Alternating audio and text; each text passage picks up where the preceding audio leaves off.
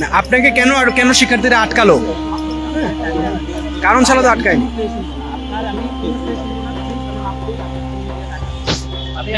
আপনি বাসায় ফোন দেন, আপনি বাসায় ফোন দিয়ে আমাকে ফোনটা দিন। না না কেন ভাই, একদিন না, এক মিনিটও না। ক্যামেরা অফ করেন। এই ভাই ক্যামেরা অফ করেন। আচ্ছা ক্যামেরাটা অফ করেন। আর থাকলে তো আপনার জন্য একা টাকা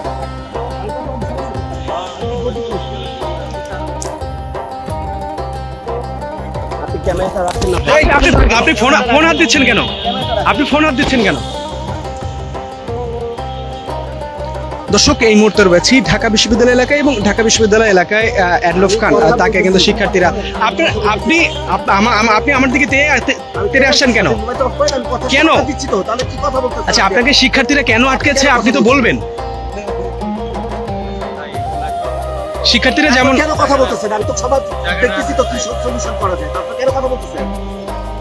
আপনারা তো অতিরিক্ত করতেছেন, মানহানি করতেছেন। মানহানি না তো, আপনি টাকা দিচ্ছেন না, আপনার কাছে টাকা পাবেন। ভাই, মূল ঘটনাটা কি একটু বিস্তারিত বলবেন? উনি হইতেছে প্রতারণা করে সবার কাছ থেকে টাকা পয়সা নেয়। আমাদের ওনার কাছ থেকে উনি সুহাস ভাই এই যে উনি ওনার কাছ থেকে টাকা পয়সা নিয়েছে। তো আমি যেটা দেখলাম হোয়াটসঅ্যাপে 3-4 মাস ধরে ওনাকে নক করতেছি, ভাই আমার পাওনা টাকাটা আপনি দিয়ে দেন, আমার টাকা দিতে পারবেন। তো আজকে তাকে কোনোভাবে এখানে পাওয়া গেছে, আদায় করার চেষ্টা করছি। মানে ওনাকে ফোন দিলে আপনি কি ফোনে পাচ্ছিলেন না এরকম না, কিছু? ফোনে পাওয়া যাচ্ছিল না এবং উনি আজকে কুয়েত ভর্তি হলেন। এই যে তামজিলা তামিম হাফসাকেও উনি মানে টাকা নেওয়ার জন্য এসেছিলেন এবং লিটারালি উনি খুবই ফ্রড। উনি বলে যে ফোনে মানে ওনার মেসেঞ্জার হোয়াটসঅ্যাপে বলে যে আমার ম্যানেজার কথা বলছে, এই কথা বলছে। আলটিমেটলি উনি সব, কিন্তু ওনারা একটা এজেন্সি খুলে বসছে এবং গ্রুমিংয়ের নামে ওনারা আসলে নানানভাবে টাকা নিয়ে। আপনার থেকে কত টাকা নিয়েছে?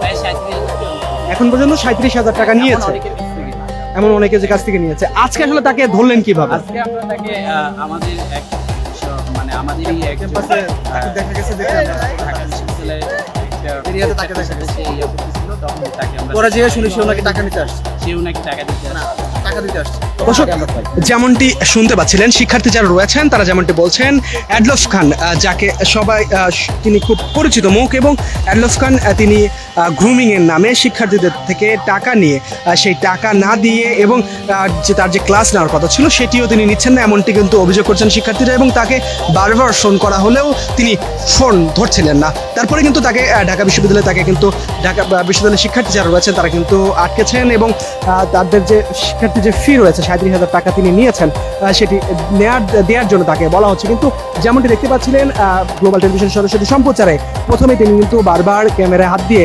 বাধা প্রদান করছিলেন সংবাদ সংগ্রহ করতে, এবং এখন পর্যন্ত তিনি কিন্তু অস্বীকার করেননি যে তার থেকে টাকা পাওয়া যাবে না কিংবা পাবে না। তিনি কিন্তু বারবার বলছেন যে 3 দিন সময় চাচ্ছেন তিনি। কিন্তু শিক্ষার্থীরা যেমনটি বলছেন, যেমনটি অভিযোগ করছেন, তিনি এর পূর্বেও বারবার বলেছেন এবং পরবর্তীতে তার সাথে বারবার যোগাযোগ করা হলেও তিনি কোনোভাবে যোগাযোগ স্থাপন করেননি এবং তিনি তাকে ফোন করা হলে তিনি ফোনের সংযোগ কেটে দিয়েছেন, এমনটি কিন্তু তারা শিক্ষার্থীরা বলছিলেন। এবং এই মুহূর্তে যেমনটি দেখতে পাচ্ছেন, অ্যাডলফ খান তিনি কিন্তু উপস্থিত রয়েছেন এবং অ্যাডলফ খান তিনি কিন্তু তার পরিবারের সাথে হয়তো যোগাযোগ করার চেষ্টা করছেন কিংবা যে ফি রয়েছে সেই বিষয়ে হয়তো কথা বলছেন। এবং শিক্ষার্থী যারা রয়েছেন তারা যেমনটি বলছিলেন, তাদের যে ফি রয়েছে সেই ফি যতক্ষণ পর্যন্ত প্রদান না করবে ততক্ষণ পর্যন্ত তাকে যেতে দিবেন না। দর্শক, গ্লোবাল টেলিভিশনের সরাসরি সম্প্রচারে কে কোথা থেকে যুক্ত রয়েছেন আমাদের সাথে সেটি কমেন্ট করে জানাতে পারেন।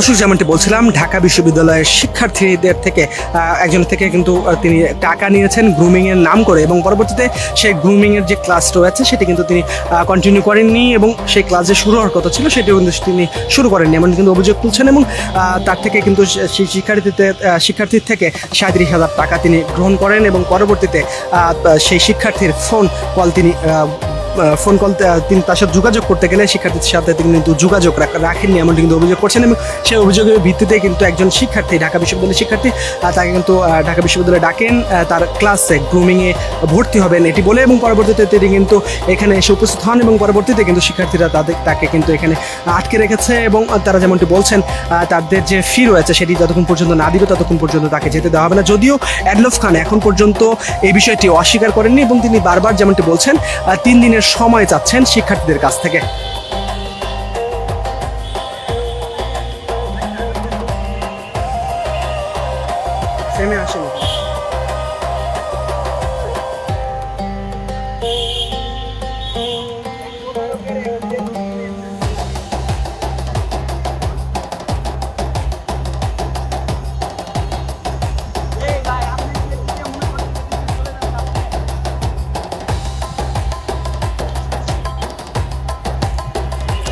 দর্শক, গ্লোবাল টেলিভিশনের সরাসরি সম্প্রচারে এই মুহূর্তে আপনাদের সঙ্গে রয়েছে আমি বুলবুল হোসেন। দর্শক, এই থেকে যুক্ত রয়েছেন আমাদের সাথে, সেটি কমেন্ট করে জানাতে পারেন। এবং এই মুহূর্তে যেমনটি দেখতে পাচ্ছেন, অ্যাডলফ খান তাকে কিন্তু শিক্ষার্থীরা তাকে আটক করেছেন, এবং তাদের শিক্ষার্থীদের থেকে তিনি কিন্তু 37,000 টাকা নিয়েছেন, এবং পরবর্তীতে শিক্ষার্থীদের যে গ্রুমিংয়ের ক্লাস নেওয়ার কথা সেটি কিন্তু তিনি নেননি, এবং এই মুহূর্তে কিন্তু শিক্ষার্থীরা তারা উপস্থিত রয়েছেন।